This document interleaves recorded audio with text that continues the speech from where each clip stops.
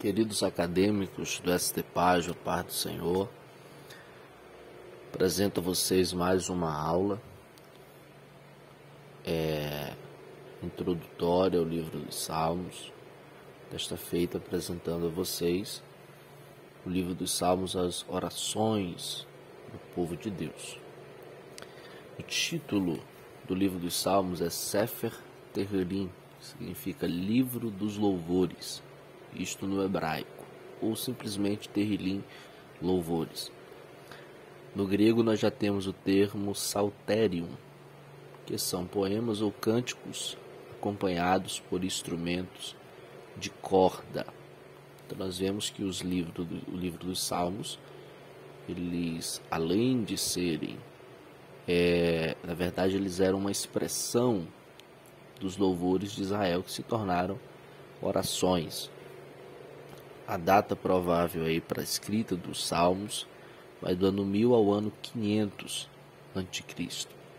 Então ele pega aí desde a época de glória dos reinados de Davi e Salomão até o pós-cativeiro, tá ok?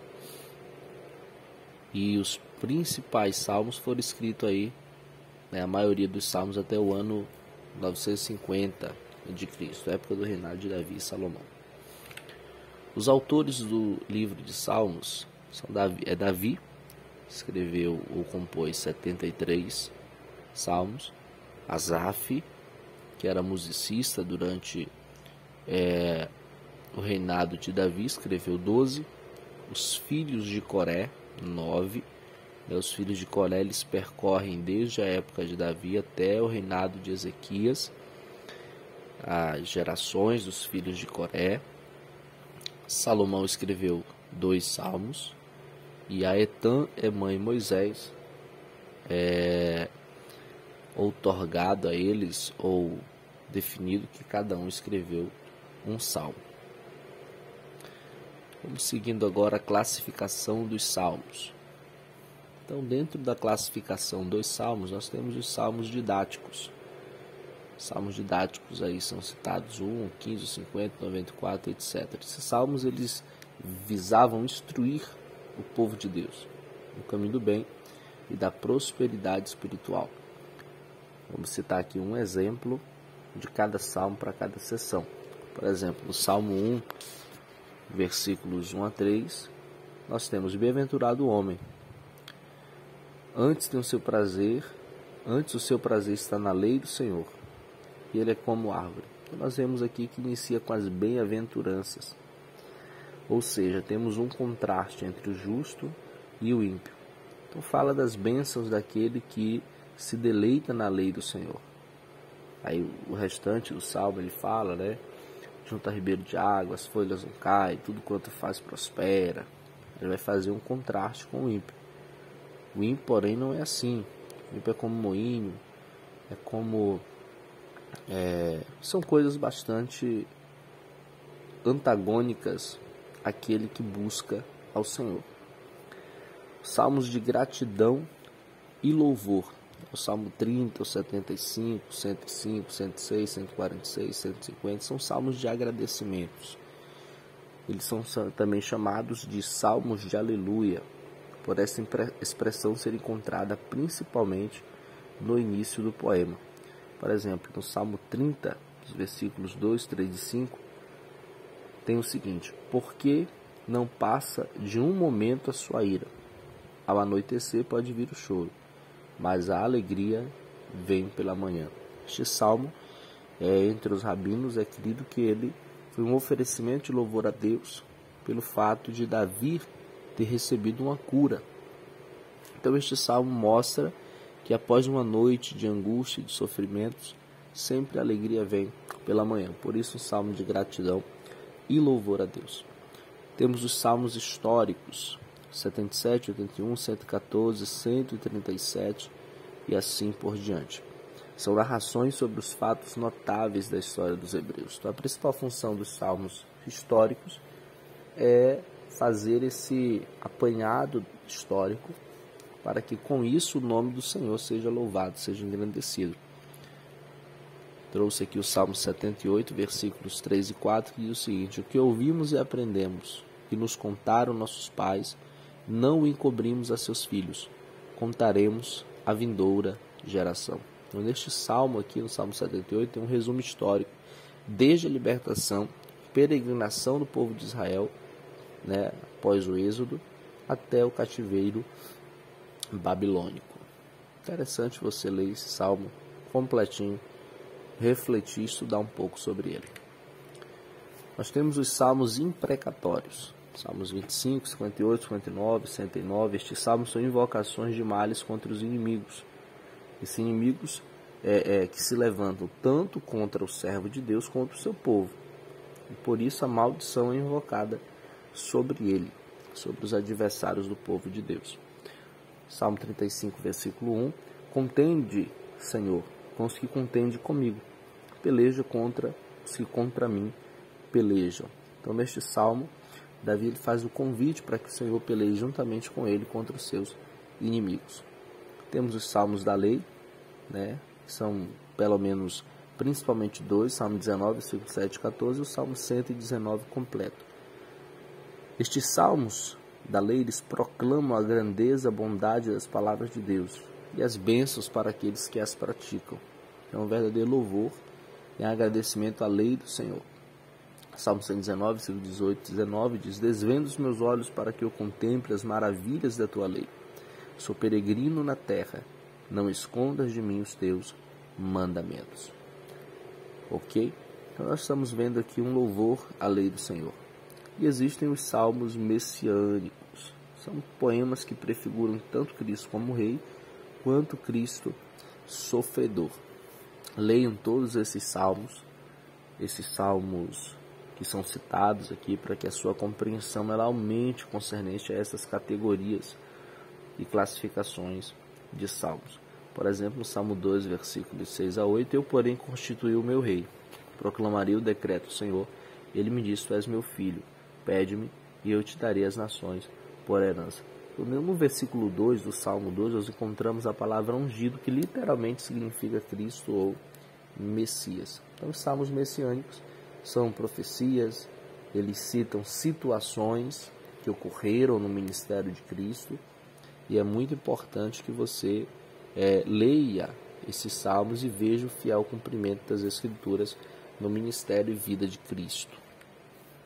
Temos os salmos da natureza, Salmo 8, 29, 104, etc. Eles enfatizam o poder criador de Deus. Exemplo no Salmo 8, versículos 3 e 4. Quando contemplo os teus céus, obra dos teus dedos, que é o homem que dele te lembres, e o filho do homem que o visites? Então aqui o salmista ele faz uma meditação concernente à natureza, ele medita sobre os céus, medita sobre as obras do Senhor, e isso leva para refletir sobre o homem, que é a obra-prima de Deus. Existem também os salmos penitenciais, que é o Salmo 6, 38, 51, 102. Nos salmos penitenciais, o salmista roga o perdão de Deus. Ele reconhece suas falhas e seus erros. O principal salmo desta sessão é o Salmo 51, que eu trago aqui no versículo 1. Compadece-te de mim, ó Deus, segundo a tua benignidade e segundo a multidão das tuas misericórdias. Este salmo ele contém a confissão do pecado de Davi com Batseba. Os eventos que seguem a isto podem ser concatenados da seguinte maneira: confissão, versículos 1 a 6, restauração do 7 ao 12, consagração do 13 ao 17, edificação do 18 e 19. São os salmos penitenciais. Existem os salmos de peregrinação, vão aí desde o Salmo 120 até o Salmo 134. Estes salmos também são chamados de cânticos dos degraus. Eram cânticos que os judeus cantavam quando eles saíam de suas cidades para as festividades nacionais lá no templo em Jerusalém. Então, neste percurso, eles cantavam. Tá ok? Então, nós temos aí um exemplo nos Salmos. Vamos à casa do Senhor. O salmista ele se alegra com esse chamado para estar na casa do Senhor. É um exemplo aí muito interessante do Salmo 122 e o versículo de número Vamos à casa do Senhor. O salmista se alegra com esse convite para ir à casa do Senhor, né? Temos os salmos de súplica, 5, 17, 71, 86. Através destes salmos, o salmista ele clama pelo socorro do Senhor. Salmo 5, versículos 5 a 7. Os arrogantes não permanecerão à tua vista. Aborreces a todos os que praticam a iniquidade. Porém eu, pela riqueza da tua misericórdia, entrarei na tua casa. Um salmo de súplica. Há também os salmos alfabéticos ou acrósticos, que nas Bíblias aí sempre iniciam, tem uma expressão, uma letra hebraica, Aleph, Beit, Gimel, por aí vai. E que lá na poesia hebraica, lá na língua hebraica, todas essas estrofes iniciam com essa referida letra do hebraico, que era utilizado principalmente para facilitar a memorização. O livro dos Salmos, ele é conhecido pelos rabinos, pelos estudiosos judaicos, como o Pentateuco de Davi. Como Pentateuco de Davi.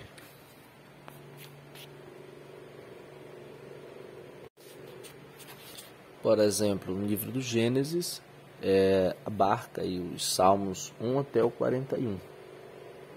Insere-se ou compreende-se, que é o Salmo 1 até o Salmo 41, e que eles tratam no Salmo 1 até o 41 justamente sobre aspectos relacionados ao pecado, assim como relacionados também à salvação. Já quando nós olhamos para os Salmos de número 42 a 72, nós podemos perceber que aqui é trabalhado sobre salvação do povo de Deus, libertação do povo de Deus, assim como a provisão do Senhor. Nos Salmos 73 até o 89, nós já temos como se fosse o livro de Levítico. Por que o livro de Levítico? Porque aqui nós observamos que tem aspectos do ministério levítico, do ministério sacerdotal. Dos Salmos 90 até o 106, nós já podemos ver uma conexão com o livro de Números. Por quê? Porque aqui nós temos fatos relacionados à peregrinação do povo no deserto, assim como a provisão do Senhor para o seu povo. Nos Salmos 107 até o Salmo 150, nós já temos algo relacionado ao livro de Deuteronômio. Por quê? É trabalhado nesses salmos a lei e o apego à lei do Senhor e as bênçãos para quem obedece à lei do Senhor. Então, a partir daqui, já temos a comparação dos livros poéticos, os livros concernentes ao estilo, livro, pensamento chaves e assuntos chaves. Concernente ao estilo, livros didáticos e livros devocionais. Os didáticos são Provérbios, Eclesiastes e Jó, devocionais, Salmos e Cantares. Didáticos, Provérbios aí concernente aos pensamentos, são trabalhados os pensamentos de sabedoria. Eclesiastes, a futilidade da vida, e Jó, as provações que o justo sofre. Nos livros devocionais, Salmos e Cantares, a tratativa é adoração. Em Salmos e em Cantares, fala-se muito sobre o amor. Os assuntos chaves de Provérbios, a sabedoria e os frutos na vida do justo. Em Eclesiastes, a busca dos objetivos da vida. Em Jó, as provações do justo. Em Salmos, meditações e louvores do justo. E em Cantares, união e comunhão. Então, assim nós encerramos mais uma aula. Estudem bastante, façam suas anotações. Até o nosso encontro.